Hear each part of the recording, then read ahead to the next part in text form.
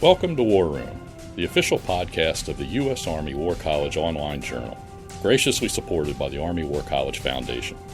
Please join the conversation at warroom.armywarcollege.edu. We hope you enjoy the program. Make sure not to miss a single podcast and subscribe to A Better Peace, the War Room podcast, at iTunes, Google Play, or your favorite subscription service. The views expressed in this presentation are those of the speakers and do not necessarily reflect those of the U.S. Army War College, U.S. Army, or Department of Defense. This episode contains a first-person account of post-traumatic stress disorder, or PTSD, and attempted suicide. These are incredibly important topics that need to be discussed, but we want our listeners to be aware that the conversation can be very frank at times. If you or someone you know is in crisis, there are options available to help you cope. Contact the National Suicide Prevention Lifeline at 1-800-273-8255.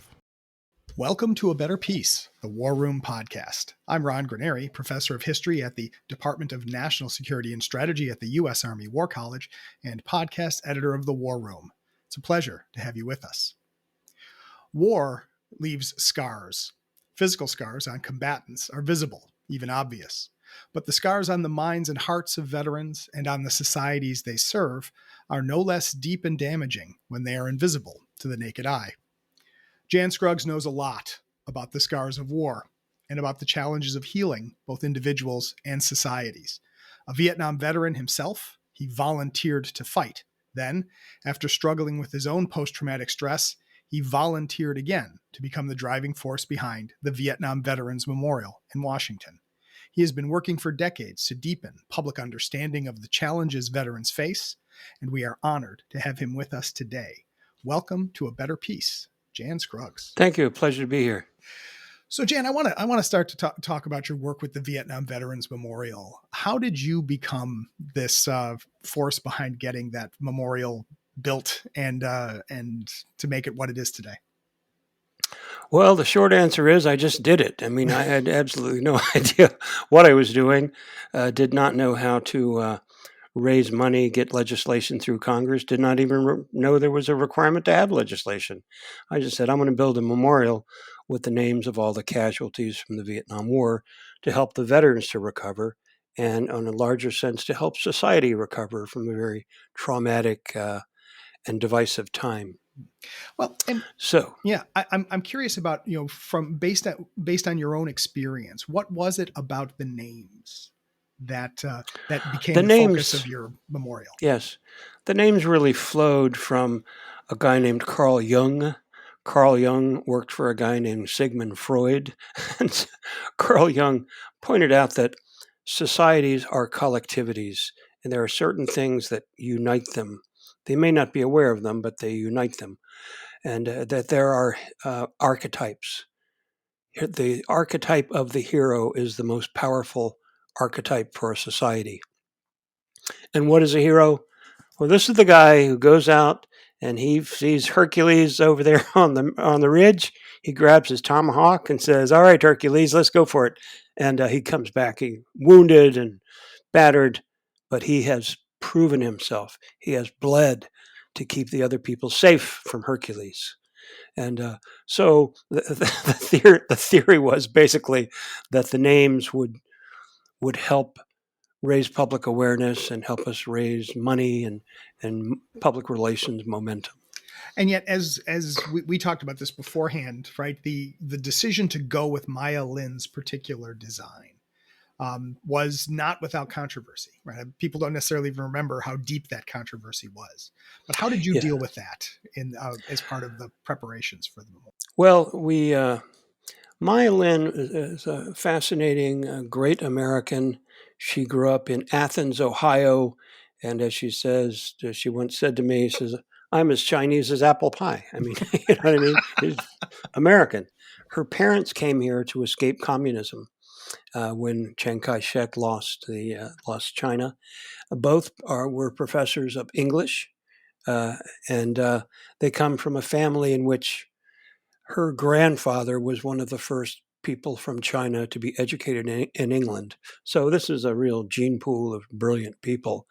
But she had this design for the memorial, which had two large wings of black granite. Black granite, not the type of black you're thinking about, like on your chair or something, the type of black that you can almost shave in. So when you look at the memorial, you get close to it, and then you touch the name, and you can see your own face there. A very deep, heavy psychological experience for the veterans. But the design became extremely controversial. I mean, it was bad. Everyone joined the fray. The Wall Street Journal, the New York Times, the Washington Post, networks, TVs, and this controversy was basically, look, you have put together a black gash of shame and sorrow.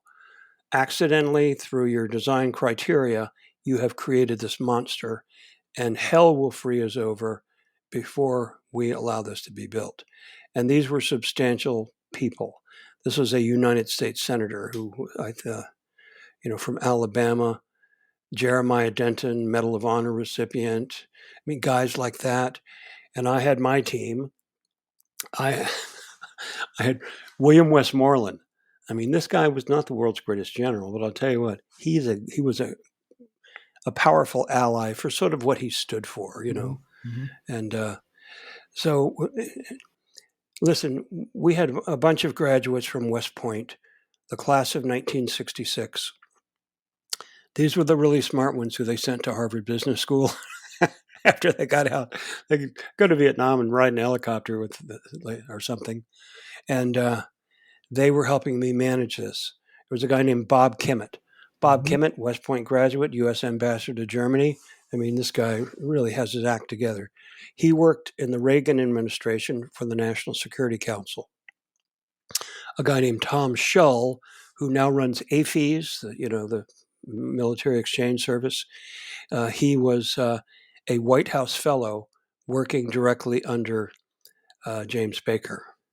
So all the opponents who had Ross Perot in their corner and James Webb of the Naval Academy, all good people. There's not bad people. Right. They thought they were right. And so they had their allies. We had our allies. And we basically beat them just by a hair. At the very end of this 5-month battle of name calling, we were ready to get the construction permit. And I was told that Secretary James Watt would not give us the construction permit because he had received 22 phone calls from Congress. That's how good these guys were. We were both good teams. Right. They choreographed this thing so that Watt would be afraid to give us the construction permit. Tom Shull went in there. He's another Harvard West Point guy. And he basically told this guy, Bill Horn, Assistant Secretary of Interior, look, you got to give us a construction permit. You have to give us a construction permit because this is what the president wants. Just give us the construction permit. And the guy just said, okay, I'll do it. So that's how we got it. Had the construction permit not been issued, and this was March of 1982, had it not been issued, my lens design and me and everything else would be forgotten. This never would have been built. It's amazing to think about what a near run thing that was. Have you ever, since the memorial has been built and since it's become this powerful symbol of memory and reconciliation, have you ever had a chance to speak to any of your harshest critics? Did you ever meet Senator Denton? Did you ever talk to Jim Webb? I mean, these are guys who, I say Jeremiah Denton survived the Hanoi Hilton, right? So Jeremiah Denton's an American hero. But did anybody ever come back to you, say to you, Jan, I was wrong to call it a badge of shame. It's actually something, or was there just sort of silence from your critics? Yeah, I think it was more like, I have had a chance to. We can't argue with the fact that this is really popular. Sure. No, none of them said, "Well, I was wrong to fight." Well, they weren't wrong to fight about it. They were completely right to fight about it. Sure. Some of their strategies and techniques were outrageous. And after we got it built, a year later, they went after us again. They had a guy who was a Peabody Award winner, alleging there were vast financial expenditures that were unaccounted for and all this sort of thing. And then in 1993, right after the 10th anniversary of the Vietnam Veterans Memorial, Peter Jennings went after me for like 5 months. And finally they aired it. And by then we had beaten him into a little bit of a pulp. So, but I mean, this desire for revenge is not the kind of characteristic that should be celebrated. Well, so I want to take a step back then, because the story of the memorial, anybody who's been to the mall has been to it, right? They know the feelings that they get when they see it, and to realize that as a historian, I always think, right, people need to remember, right, that things didn't have to turn out the way that they did, and to realize that before they turned out the way they did, nobody knew how they were going to turn out. So, that's, these are important things to keep in mind. But let's talk a little bit about your personal history too, right? How did a corporal from Vietnam end up leading this battalion of West Point graduates to create this memorial? Well, I was on the list to be an E5. So okay, well, all right, we'll let the record show. They promised me I have a good career. I might actually get an E7, but it was right after I kind of went in at the end of the Tet Offensive in 1968, and I was put with an infantry unit, the 199th Brigade. I was an 11 Charlie, 11 Bravo rifleman and mortar guy. And May 28th of, I mean, this is going to strange story, but this is I'm not making it up. I got witnesses with me, but we were May 27th. We got ambushed. Both of our medics got shot. One through the neck, who survived. The other one went through the eye into the brain, and he's completely. I mean, he's brain damaged. And we lost 10 other guys. And it was just a long 3-hour firefight. I had never seen combat before. I had no idea how hectic and unorganized it was. And then I was, the next day I said, look, I know I'm going to get shot today because there's a lot of enemy out there. And I'm going to take my army poncho. I'm going to put it behind my pistol belt, because if I get hit back there, it'll stop the shrapnel. And I was the only guy in Vietnam. There were 500,000 people who put their pistol belt, who put the poncho around their pistol belt. Well, I'm sitting here, this fighting breaks out, machine guns, AK-47s. I'm maneuvering around, and I'm about to move behind a tree. I moved behind the tree, and as soon as I did, the place I was sitting at turned into this big hole. And then 3 other guys came, and he says, they're throwing grenades from the trees. So we're all firing up at the trees. And they weren't. Actually, there was an RPG team about 75 feet away from us, just kind of zeroing in. And, the next time they fired, they got me really badly. The other guys had to retreat to get away from the fire. One guy dropped his weapon and started running through the jungle. Like that's how you become a prisoner of war. And I laid there and I said the Lord's Prayer, and it's like I'm out of body, and I'm lifting up.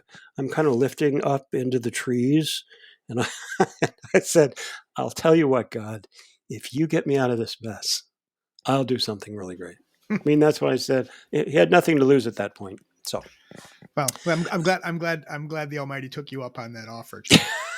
But and so you served a year-long, 2-year tour. How long were you in Vietnam before you came back? 12 months. 12 that months. Was enough for me. That was enough.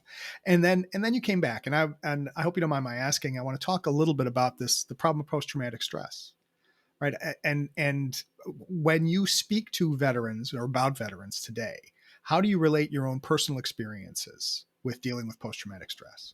I just tell them what what happened to me when I came back.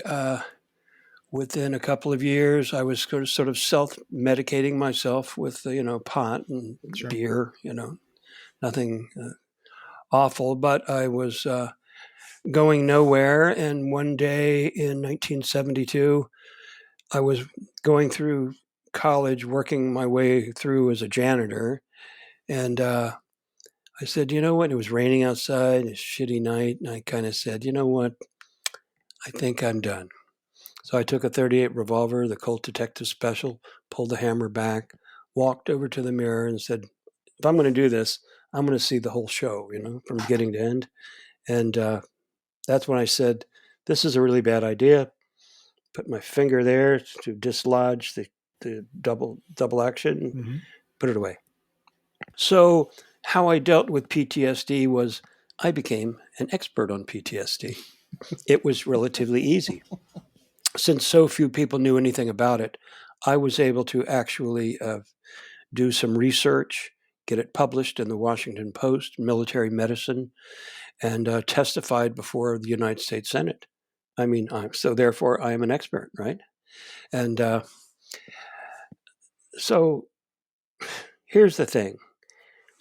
A couple years later, I'm married and I'm working at the Department of Labor as an investigator.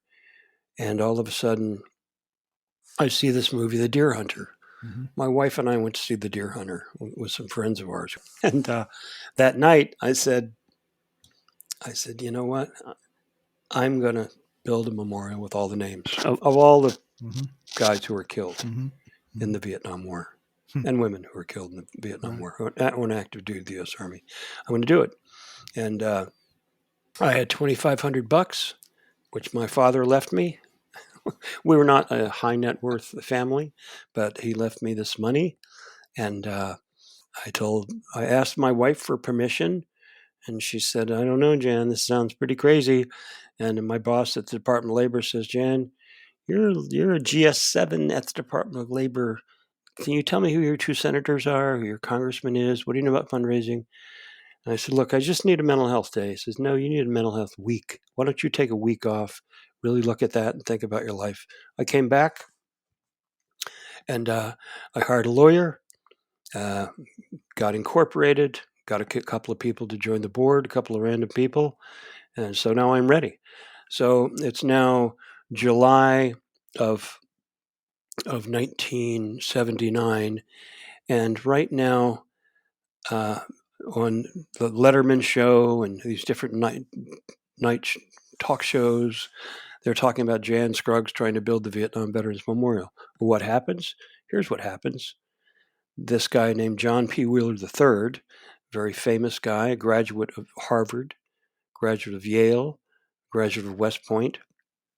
He says, we can figure out how to do this. Let me put a team together, get some other guys who were the guys who went to Harvard right out of West Point.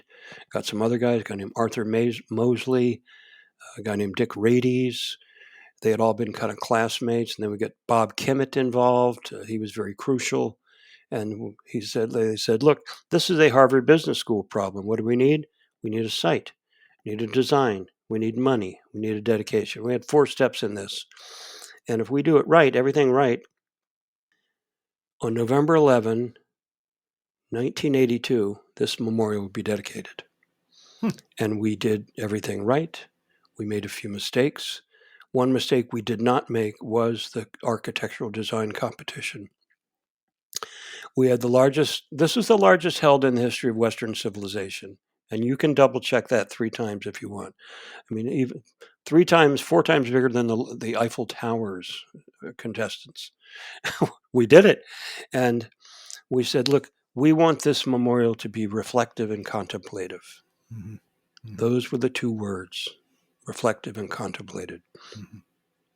Most of the designs were like miniature Lincoln memorials and with a lot of curlicues and height, but we needed something that would use the largeness of the other monuments there.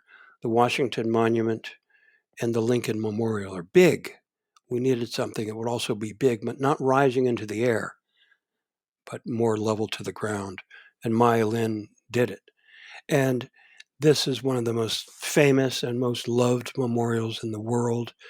It is a place where, of course, the veterans and other people go, but it's really a place where 5.5 million tourists go from all over the world. It's just a great piece of architecture. And when you go to Europe and see some of these great monuments and the Arc of Triomphe, you say that it really touches my heart. And this does the same thing. I was just there last week with some tourists from Spain. They were completely blown away by it. Well, and based on your experience and thinking about what you did with this memorial, what do you think? How do you think Americans should consider memorializing the sacrifices of veterans of our last 2-3 decades of conflict? Well, I'm probably the right guy to ask about that. That's why we pulled you onto the show. See, 2015, I retired, and I really didn't have anything to do. So I said, here's what I can do. I got some people together, and I got General Petraeus involved. He's a really smart guy, and we had a couple lunches together. And the way he analyzes problems, he's very methodical. And he says, I think it's probably too early to go for a memorial, but I think the time is right to get the site. Once you get the site, you can kind of build something for the site. Then I got some other people, qualified like him, and I put together a plan. So what I did was just sort of announce it in the Army Times. Look, this is what needs to be done. I didn't say I'm going to do it. I say what I need to do is, find some veterans of the global war on terror. We're going to get this memorial built. They deserve it. And I was very affected. There was a guy, he was a senior NCO named Joshua Wheeler, and he was killed in action by some of these ISIS guys. It really affected me. I don't know why, but I did it. And so all of this publicity came out, and here's a guy sitting in his helicopter in Afghanistan, reading the Army Times on his iPhone. And he says, who's this guy, Jan Scruggs? He calls up a buddy of his, and next thing you know, we put a team together, a team of Iraq veterans and Afghanistan veterans, and it's going to have a happy ending. They got another 3 or 4 years but what do we need to do? It's got to be something dramatic. There's something. Most wars have an end to them. The war on terror does not have an end to it. Right. It just will keep going on and on and on. And so we need something that will attack the problem of the permanence of this experience, of this military experience. It's something good and patriotic. What I want to have happen is for these veterans of the war on terror to have a place to go to that will evoke the emotions that the Vietnam Veterans Memorial did, and will attract people.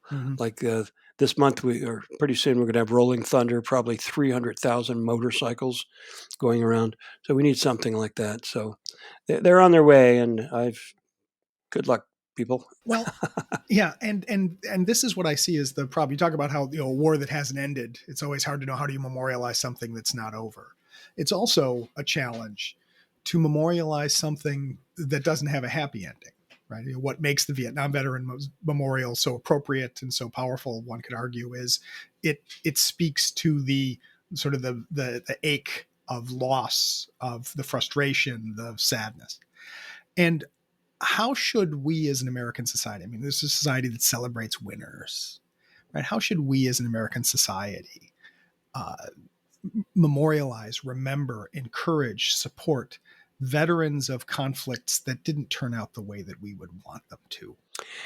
Well, since 1945, none of them turned out very well. Pretty much. Except the invasion of Grenada, which I thought was absolutely brilliant because you could do your fighting and have breakfast at a nice restaurant. That's a pretty good call. Panama. You could use your AT&T calling card to go back to Britain to call it an airstrike. Yeah, maybe just some sort of a design that just speaks of, there are tragic outcomes, but this is what we needed to do at the time. So let's separate the war from the warrior. That was our mantra. Let's do it for the people in Iraq and Afghanistan too, because these wars were never popular. They were never. Most people just ignored them, quite frankly. They don't have the draft anymore. This is, it's like these guys want to be firemen, they want to be policemen, so they can go fight these wars. That's kind of the general public's idea. Yeah. Well, and based on your own experience, you come back from war, you got to, everybody says, thanks, Jan, or they don't say thanks, Jan. They just say, okay, Jan, you're not in the Army anymore. Go start the rest of your life. What kind of advice do you have for veterans coming back from conflict? So what advice for veterans and advice for people who want to be supportive of those veterans? Yeah. First of all, one thing that's really important is to reach out to and have good relations with your family, brothers, sisters, aunts, uncles, things like that. Very important thing. Have friendships. Join a tennis club or a rifle club or something like that. And that's enjoyable, where you meet and interact with new people. That's very, very good. And you have to remember that if you saw a lot of combat, or were in an IED attack, and there was a lot of that stuff, you may have PTSD. PTSD actually damages the frontal cortex of the brain, and you have these little ACE inhibitors there that get interfered with, and it really doesn't necessarily go away. But what it will cause you is you'll have nightmares, constantly fearful. You're kind of waiting for something to happen, you know what I mean? Even though nothing's going to happen, you're having flashbacks, things like that. You're not living a good life. So if you can just sort of get treatment for it, I mean, at the VA or the Mayo Clinic, whatever you want to do is good. Mayo Clinic's very interesting. Some of their data shows that 1 out of 11 people in America will be affected by PTSD. Females are actually more likely than males to get PTSD, because they tend to have sexual attacks on them. So try to be a well-rounded person, but understand that if you feel depressed, you might want to stay away from firearms. Just keep them locked up in the back or something. So, but I guess that's the part that's the struggle, right? Is that to realize that if you are struggling with PTSD, that you're not alone, that there's nothing specifically wrong with you, right? That the experience creates, that there are lots of other people who are suffering as well. And I think this is what, as it's civilian society struggles to figure out what to do, what to say. It's not enough just to sort of wave at somebody and say, hey, thank you for your service, but to think about what it is that we should be doing, we as a society, to help heal the people that we send out to fight our war. Yeah, and remember post-traumatic growth. That's another component of this. And there's a great guy. He's got in Boulder Crest. His name is Ken Falk, and he was a Navy diver. Anyway, he started this Boulder Crest, and they foster growth. They get people who really graduate from this program who have PTSD. So it turns out they have a greater appreciation and a strengthening of their close relationships with people. That's what keeps them from being unglued. They tend to have more compassion, more altruism than other people. Once they sort of recover, they want to give something back. So not everything that happens from PTSD is bad, but talk about a tough guy to get in touch with is the Navy commander of SEAL Team 4 in Afghanistan. He blew his brains out. And just a few days before then, he had talked to one of the medics, and he said, "Look, I'm having some problems here, man, but I don't want you to tell anybody, because I'm the commander of SEAL Team 4." And he goes and blows his brains out. So you got to make it easier for soldiers who are having these problems to go the chain of command without worrying. Right. And a lot of these special operations guys who are getting out right now have PTSD, and a lot of guys have this brain injury as well from these IEDs. No, and so the idea is you don't need to be alone, and people should not be kept alone. They should be able to and be encouraged to communicate. We should be able to talk about this as a society. We should be able to talk about this as individuals. And I would say this is the beauty of a memorial. It's a place that brings people together so they can communicate, so they can talk, so they can share their pain. And it's, societies, we demand a lot of the people who are supposed to defend us. And the worst thing we can do is to lose the connection with them. And that's why it's so great that there are people like you, Jan Scruggs, who help to build those connections. And thanks so much for this conversation. My pleasure. And, people say, how did you do this? How did you do this? And I just say, did you ever see the Blues Brothers, Dan Aykroyd? I'm on a mission from God. I mean, it was in my mind, that was the whole thing. Like, God wants this built. Why did he have to pick me? But I have to do this. Well, you made that deal back in the jungle, Jan. I'm sorry. That was, I guess this is the cost. Well, yeah, it's better than being dead at age 19. Well, there you go. It just seems so unfair to me. Yeah. There you go. Well, good luck, and I certainly appreciate having the opportunity to do a podcast with the United States Army. Thank you so much, Jan Scruggs, for joining us on A Better Peace. It's been great to have you. And thanks to all of you for listening in. Please send us your comments on this program and send us suggestions for future programs. Please subscribe to A Better Peace if you have not already. And after this conversation, how could you not want to subscribe to A Better Peace? And after you subscribe, please rate and review this podcast on your podcatcher of choice, because that's how other people can find out about us. We're always interested in broadening this community for conversations like this one. And even though this conversation is over, we look forward to welcoming you to the next one. And so, until next time, from the War Room, I'm Ron Granieri. And that concludes our program. Thank you for listening. The views expressed in this podcast reflect those of the speakers and do not necessarily reflect the views, policies, or positions of the U.S. Army or the Department of Defense. Let us know what you think.